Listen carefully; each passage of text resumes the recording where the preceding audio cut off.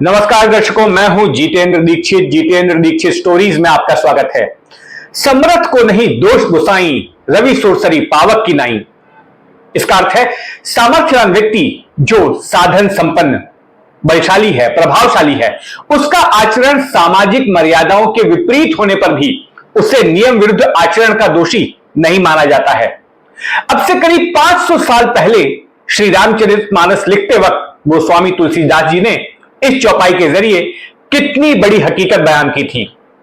ऐसी हकीकत जो आज के जमाने में भी लागू होती नजर आती है। इसकी सबसे ताजा मिसाल बीते हफ्ते पुणे में हुआ कार हादसा है, जहां एक बिल्डर के बेटे ने नशे में धुत होकर अपनी कार से 2 युवा इंजीनियरों को कुचलकर मार दिया। जब भीड़ पीटते हुए उसे थाने ले गई तो स्थानीय विधायक महोदय, जो कि अजीत पवार वाली एनसीपी से हैं, उसे बचाने के लिए पहुंच गए। थाने में पिज्जा वगैरह खिलाकर उसकी खातिरदारी हुई और फिर बच्चों की अदालत यानी कि जुवेनाइल जस्टिस बोर्ड के सामने जब उसे पेश किया गया तो कुछ मिनटों में ही जज साहब ने उसे यह आदेश देकर छोड़ दिया कि जाओ सड़क हादसे पर निबंध लिखो, ट्रैफिक पुलिस के साथ 15 दिन काम करो और काउंसलिंग लो।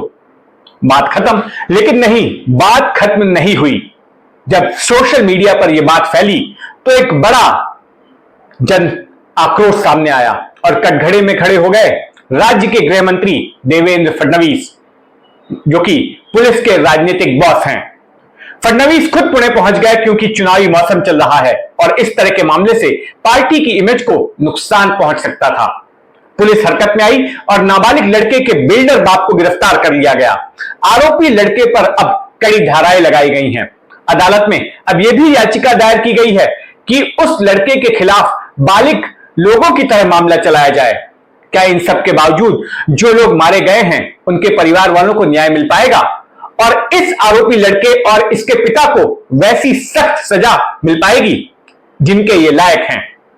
अगर हम पीछे मुड़कर देखें तो इस तरह के मामलों का जो हश्र हुआ है वो निराशाजनक है।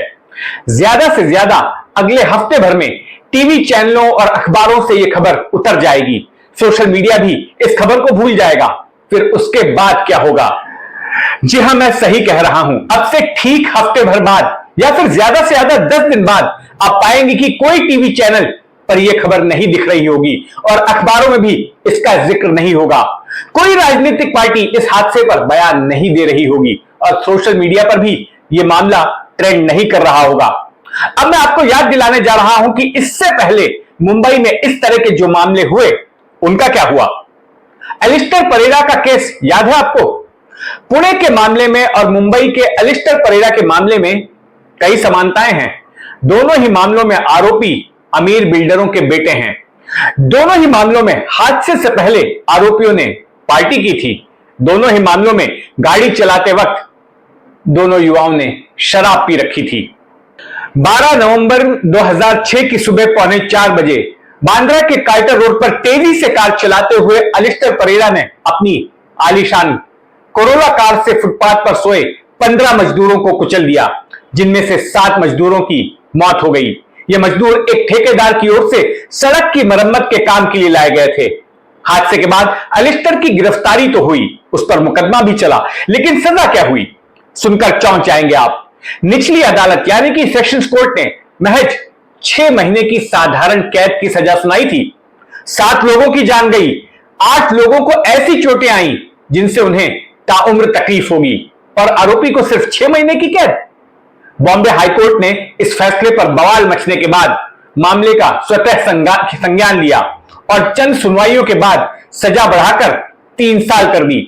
हाईकोर्ट के फैसले को एलिस्टर ने सुप्रीम कोर्ट में चुनौती दी। सुप्रीम कोर्ट ने अपने फैसले में कहा कि मामला इतना संगीन है कि जो सजा हाईकोर्ट ने सुनाई है वो भी कम है, लेकिन खुद सरकार की तरफ से सजा बढ़ाने के लिए अर्जी नहीं दी गई, इसलिए हम उतनी ही सजा बरकरार रख रहे हैं। शराब के नशे में 7 लोगों को अपनी कार के नीचे कुचल देने वाला एलिस्टर परेरा सिर्फ 3 साल जेल में रहकर बाहर आ गया। एक और मामला है बांद्रा इलाके का ही। 2002 में फिल्म स्टार सलमान खान पर भी आरोप लगा कि उन्होंने शराब के नशे में अपनी लैंड क्रूजर कार बांद्रा की अमेरिकन एक्सप्रेस बेकरी के बाहर सो रहे मजदूरों पर चढ़ा दी।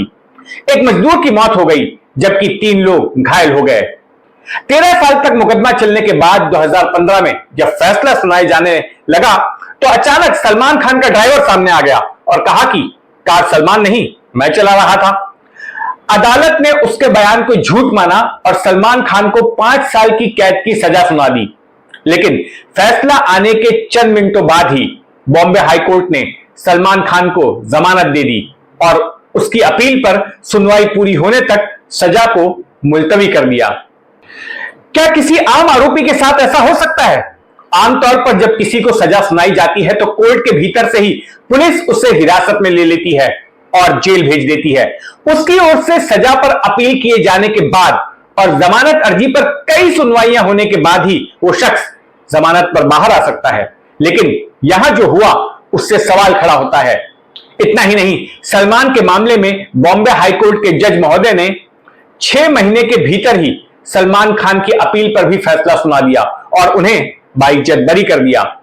जज साहब ने जिस तेज रफ्तार से सलमान के मामले में इंसाफ दिया, उसने वाकई सलमान खान के फैंस का दिल जीत लिया। सवाल यह है कि क्या जेल में जमानत पाने के लिए तारीख दर तारीख इंतजार करने वाले बाकी कैदियों को भी इसी रफ्तार से न्याय मिलेगा? तो फिर एक बार फिर याद कर लीजिए गोस्वामी तुलसीदास जी की वो चौपाई, समर्थ को नहीं दोष गुसाई। और ये वीडियो आपको कैसा लगा कमेंट बॉक्स में जरूर बताएं। अगर आपने अब तक इस चैनल को सब्सक्राइब नहीं किया है तो सब्सक्राइब कर लें। जय हिंद।